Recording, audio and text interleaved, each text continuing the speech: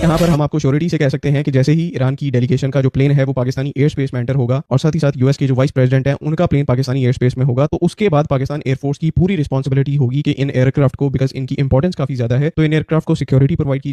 America और Iran के बीच में जो युद्ध विराम, जो सीज फायर हुआ है, क्या उसमें भारत कोई किरदार नहीं निभा सकता था? किरदार कौन निभा रहा है? पाकिस्तान। बातचीत कहां हो रही है? इस्लामाबाद में। वो पाकिस्तान जो पाकिस्तान के स्टूडेंट्स के लिए बड़ी बुरी खबर है, और वो बुरी खबर यह है कि पाक स्टडी का सिलेबस बढ़ चुका है।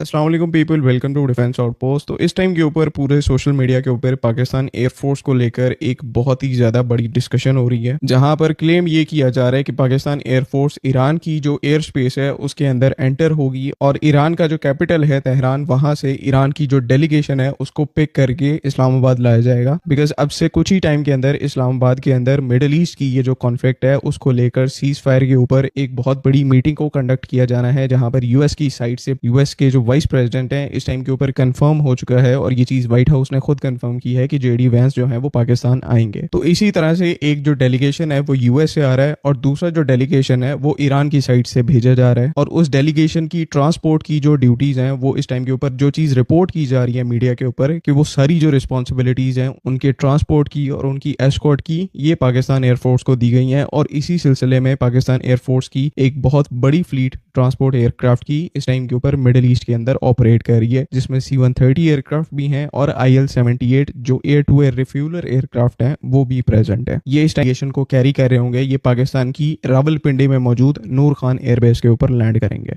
अब सिचुएशन यहाँ पर ये है कि ऑल्दो पाकिस्तान एयरफोर्स के जो ट्रांसपोर्ट एयरक्राफ्ट हैं वो इस टाइम के ऊपर मिडिल ईस्ट में ऑपरेट कर रहे हैं, और मिडिल ईस्ट में भी ज्यादातर जो ऑपरेशंस हैं वो सऊदी एयरबेसेस से कंडक्ट किए जा रहे हैं। पाकिस्तान यहाँ पर हम आपको श्योरिटी से कह सकते हैं कि जैसे ही ईरान की डेलीगेशन का जो प्लेन है वो पाकिस्तानी एयर स्पेस में एंटर होगा और साथ ही साथ यूएस के जो वाइस प्रेसिडेंट हैं उनका प्लेन पाकिस्तानी एयर स्पेस में होगा, तो उसके बाद पाकिस्तान एयरफोर्स की पूरी रिस्पॉन्सिबिलिटी होगी कि इन एयरक्राफ्ट को, बिकॉज इनकी इंपॉर्टेंस काफी ज्यादा है, तो इन एयरक्राफ्ट को सिक्योरिटी प्रोवाइड की जाए, इनको एक एस्कॉर्ट प्रोवाइड किया जाए ताकि ये अमन मुआहदे के वेन्यू के ऊपर, मीडिएशन का जो वेन्यू है उसके ऊपर सक्सेसफुली और सिक्योरली पहुंच पाए। आउटसाइड अमेरिका और ईरान के बीच में जो युद्ध विराम, जो सीज फायर हुआ है, क्या उसमें भारत कोई किरदार नहीं निभा सकता था?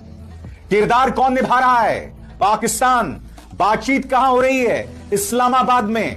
वो पाकिस्तान जो डी फैक्टो एक टेरर स्टेट है, वो पाकिस्तान जहां पर 9/11 के साजिशकर्ता मिले थे, वो पाकिस्तान जहां के अबोटाबाद में ओसामा बिन लादेन था, वो पाकिस्तान जो भारत के खिलाफ आतंकवाद को बढ़ावा देता है, और अब वो पाकिस्तान ईरान और अमेरिका के बीच में मध्यस्थता यानी मीडिएशन कर रहा है।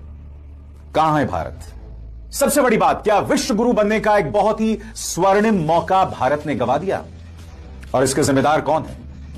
क्योंकि जब भारतीय जनता पार्टी का सारा फोकस एक शख्स यानी प्रधानमंत्री नरेंद्र मोदी पर रहेगा, उन्हें महान बनाना, विदेशों में जाकर उनकी चुनावी सभाएं कराने पर ही रहेगा, और जब भारत की फॉरेन पॉलिसी पर आपका फोकस नहीं रहेगा ना, तो यही होने वाला है। और मैं ऐसा क्यों कह रहा हूं? क्योंकि आप मुझे बताइए, दुनिया का एक भी देश बताइए जिसके अमेरिका के साथ, इसराइल के साथ और ईरान, क्योंकि ये 3 पार्टीज थी, इसके अलावा खाड़ी देश, कौन सा देश है बताइए पूरी दुनिया में जिसके संबंध सबके साथ अच्छे हैं? जवाब है भारत। कायदे से भारत को सेंट्रल रोल में होना चाहिए था, मगर जब आपकी फॉरेन पॉलिसी में दूरगामी सोच ना हो, फार साइटेडनेस ना हो, एक बड़ी व्यापक लिबरल सोच ना हो, तो यही होता है। पाकिस्तान के स्टूडेंट्स के लिए बड़ी बुरी खबर है, और वो बुरी खबर ये है कि पाक स्टडी का सिलेबस बढ़ चुका है। एक नया चैप्टर जो ऐड हुआ है, उस चैप्टर का नाम है इस्लामाबाद अकॉर्ड्स। ऐसा कैसे हो गया? किसी के साथ खड़े हैं, किसी के साथ बैठे हैं, हो क्या रहा है भाई? शहबाज शरीफ साहब का जो ट्वीट था वो देखने के बाद ग्लोबल मार्केट शिफ्ट होना शुरू हो गई। Have you ever seen in your entire life a Pakistani prime minister saying anything which creates a globally permanent ripple in economy. जो ओवरसीज बैठे हुए हैं, कोई बाप का अंगूठा लगवाने वाला, कोई टब में लेटने वाला, कुछ ऐसे थे जो टीवी पे नाच रहे थे, नाअहल कर दिया है पैनामा लीक्स में वजीर आजम को, उन सारों के लिए सोग का समा है। समझ नहीं आ रही टक्कर कहाँ मारे, डॉलर खोरी कैसे करनी है, क्या बेचना है। मैं ये कहूँगा कि अगर आज वजीर आजम इमरान खान भी होते और वो ये तमाम चीज़ें कर चुके होते, मैं उनकी भी खुल के तारीफ़ करता, लेकिन आप में इतनी स्पाइन नहीं है, बिकॉज यू आर एनार्किस्ट। आप ये कहते हैं कि आपको पाकिस्तान नहीं चाहिए अगर एक आदमी थ्रोन पे नजर नहीं आ रहा। प्राइम मिनिस्टर शहबाज शरीफ का जो ट्वीट था, उसकी एडिट हिस्ट्री देखिए, उसके ऊपर लिखा हुआ है draft for Pakistani prime minister. तो जाहिलों को ये नहीं पता कि तमाम फरीकैन को एतमाद में लिए बगैर दुनिया की किसी डिस्कशन की अनाउंसमेंट नहीं हो सकती। डोनाल्ड ट्रंप उसको रीट्वीट कर रहे हैं, तो अरागची को नहीं पता था कि डोनाल्ड ट्रंप ने फ़ोन करके ऑर्डर किया है शहबाज शरीफ को कि चलो आगे लगो, और उन्होंने ट्वीट कर दिया, तो ईरान सोता रह गया, उन्हें पता ही नहीं चला कि सोशल मीडिया ट्रॉल जो है, जो घर में बैठा हुआ है, जिसने फेक आईडी बनाया हुआ है, उसे पता चल गया कि सारी गेम फिक्स्ड है। ये तो पहले आपको ऑफिशियली ये भी कह चुके हैं कि इंडिया पाकिस्तान का मैच फिक्स है, जो लड़ाई हुई है।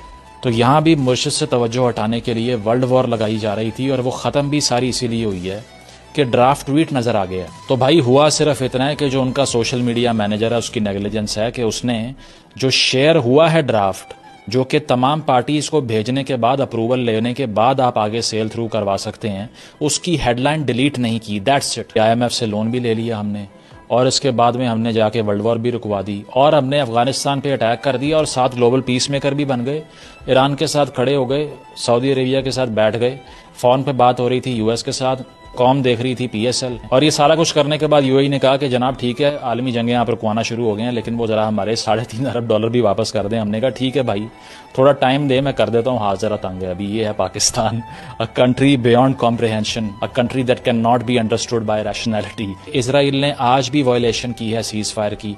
उन्होंने लेबनान पर हमले कर दिए। उन्होंने ये कहा कि लेबनान और हिजबुल्लाह पार्टी नहीं है। ये सीज़ फायर वायलेशंस चलती रहेंगी, ये अब्रप्ट टोटल पीस नहीं आ सकता। अगर आप ये समझते हैं कि इससे ये एफर्ट फ्लॉप हो चुकी है, तो ये नहीं हुई। अगर ये एफर्ट फ्लॉप भी हो जाए तो पाकिस्तान ने अपना काम कर दी। At least we took a stand and we came out as a sane and a pragmatic country, जिसने दुनिया में ये जंग रुकवाने की एफर्ट की।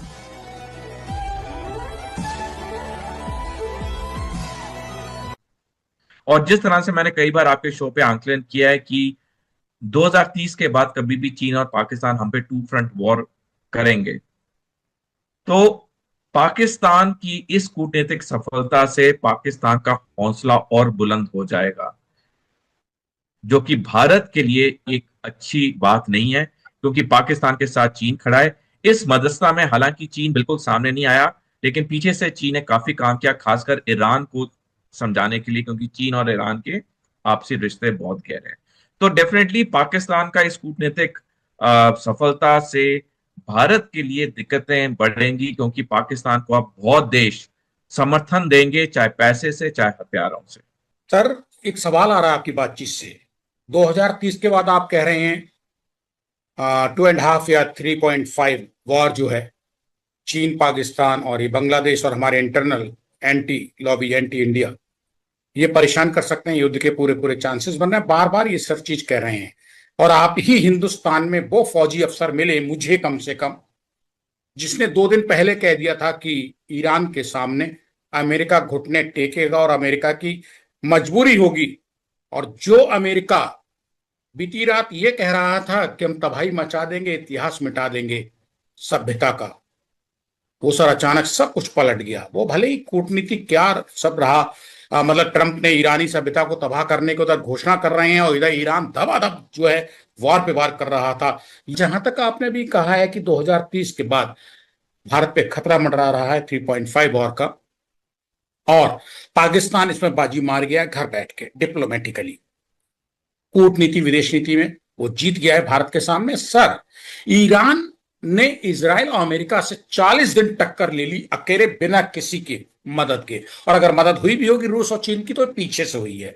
भारत अगर सर 40 दिन किसी के साथ अपने पड़ोसी की अगर युद्ध से जूझता है, चाहे वो पाकिस्तान हो चाहे चीन, अगर इसके सामने स्थिति खड़ी होगी, तो क्या भारत सर ईरान की तरह 40 दिन अपने बलबूते निपटने के लिए आज की तारीख में तैयार है? सर संजीव जी, जनरल मनोज नराव ने जो कि भारतीय थल सेना के 28वें सेना अध्यक्ष थे, उन्होंने 29 जुलाई 2023 को द प्रिंट में लेख लिखा, जिसमें उन्होंने लिखा कि कोई भी देश आधुनिक समय में टू फ्रंट वॉर नहीं जीता है। आधुनिक समय या मॉडर्न एरा शुरू होता है 1500 एडी से। 1500 एडी से लेके 2023 तक जब ये जनरल नरवणे ने लेख लिखा, उन्होंने लिखा कि कोई भी देश टू फ्रंट वॉर नहीं जीता है। कुछ दिन बाद 7 अगस्त 2023 को जनरल नरवणे ने द प्रिंट में दूसरा लेख लिखा, जिसमें उन्होंने लिखा कि टू फ्रंट वॉर भारत के लिए बहुत दिक्कत पैदा करेगी। जो सबसे पहली चीज जो हमें करनी होगी, हमें अपनी सेना को ज्यादा पैसा देना होगा। शताब्दियों पहले चाणक्य ने कहा था कि किसी देश की सेना की शक्ति उसके तिजोरी कोष से निकलती है।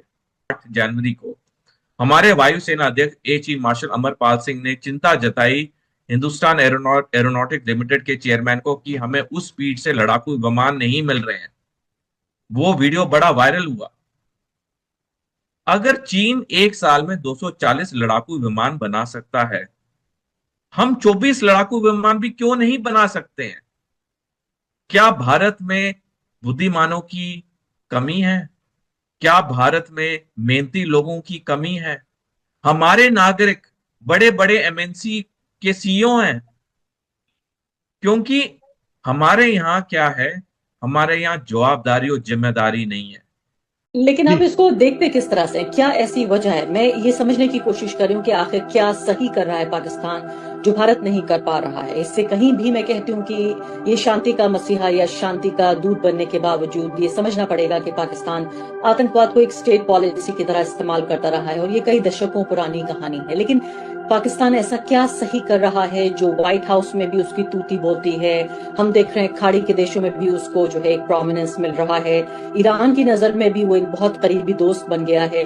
अभी हाल ही में एक बयान आया था जिसमें ये बात हो रही थी कि नहीं, ईरान इस्लामाबाद में इस बातचीत के लिए तैयार नहीं है और फौरन तपाक से ईरान ने उस बात को कहा कि नहीं, हमारा वो भाई है, हमारा दोस्त है और ऐसा हम नहीं कह सकते, ये वेस्टर्न मीडिया का प्रोपेगेंडा है। तो हर कोई अलग अलग, अगर आप देखें इसमें जो स्टेक होल्डर्स हैं इस पूरे कॉन्फ्लिक्ट में, वो पाकिस्तान को गुड ह्यूमर में, गुड फेथ में रखना चाहता है। क्या सही कर रहा है पाकिस्तान? भाई जो लोग तो पाकिस्तान को मोजा कहते हैं ना, बिल्कुल सही कहते हैं। मतलब ये ऐसा मुल्क है जहां आप ये देखेंगे IMF से कर्ज लिया, अफगानिस्तान की, उसके बाद मंजी ठोकी, अमेरिका से जप्पी डाली, चीन से जंग बंदी की बात करते हैं, ईरान के साथ खड़े हुए हम लोग, फिर सऊदी अरब के ऊपर हमले की मजम्मत भी की। जो मुश्तरका दिफाई मायदा था वो पानी शानी मारकर दोबारा ताज़ा किया। पड़ोसी यानी इंडिया को भी डांग दिखाई।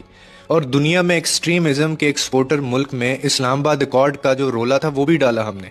और स्टेट ऑफ हरमोस, जहां दुनिया भर की सिटी जो थी गुम थी, वहां पाकिस्तानी झंडे के जोर पर जहाज गुजरे और अमारात को $3 अरब कर्ज वापस देने की भी यकीन दहानी करवाई। ट्रंप को 2 हफ्ते की मोहलत भी दिलवाई। अक़वाम मुत्तहिदा में बहरीन की करारदाद पर वोट देने से भी बचा कर लिया। और ट्रंप जैसे सांड को आखिरी लम्हात में तावीज धागे करके जो ईरानी सिविलाइजेशन थी उसकी बहुत बड़ी बर्बादी से दुनिया को बचा लिया। इतना ही नहीं, उसके बाद स्ट्रेट ऑफ हरमोस भी खुलवाई, दुनिया भर को तीसरी आलमी जंग से बाल बाल बचा लिया। और अगर हम कौम की बात करें तो कौम हफ्ते में 3 दिन वर्क फ्रॉम होम करते हुए PSL का मैच देख रही थी। मतलब आप तसव्वुर करें, ये मुल्क नहीं है, ये मोजा है, ये जुगाड़ का मोजा है। दुनिया का कोई बिजनेस स्कूल इस मॉडल को नहीं समझा सकता, यानी जहां वो कहते हैं कि एक मुल्क एक हाथ से भीख मांगे और दूसरे हाथ से वो दुनिया को भी बचा लेता है। जिसकी करेंसी गिर रही हो लेकिन आलमी वकार जो है वो बढ़ रहा हो, बजट खसारे में हो मगर जगराफियाई सियासी सरमायाकारी जो है वो अरूज के ऊपर पहुंच गई हो। यकीन माने कोई और मुल्क होता ना, या तो वो कर्ज लेता या फिर वो जंग रोकता। पाकिस्तान ने दोनों काम बैक वक्त किए और दरमियान में क्रिकेट भी देखी, उसको भी इंजॉय किया। इसे कहते हैं पाकिस्तान, जहां बका भी मोजा है और मोजा भी मामूल है। मैंने जंग शुरू होने से पहले कहा था कि ट्रंप ने जिस खित्ते में जंग शुरू की है, यहाँ जो है ना वो जिन भूतों का राज है। यहाँ पे लोग तावीज़ धागे करते हैं। और अब देखें कि ऐसा मुल्क है हमारा पाकिस्तान। जी हाँ दोस्तों, ये थी अब तक की मालूमात जो मैंने आपके साथ शेयर की है। वीडियो कैसी लगी अपनी राय का इज़हार कमेंट बॉक्स में ज़रूर करें। अगर आप भारतीय मीडिया के रिएक्शन देखना और सुनना पसंद करते हैं तो चैनल को सब्सक्राइब करें ताकि इस तरह की इन्फॉर्मेटिव वीडियो अब तक बर वक्त पहुँच रहे। जैसे कोई नई मालूमात है तो मैं आपके साथ ज़रूर शेयर करूँगा। हाज़िर होते हैं नई वीडियो के साथ, नई अपडेट के साथ। नेक्स्ट वीडियो दीजिए इजाज़त। अल्लाह हाफिज़।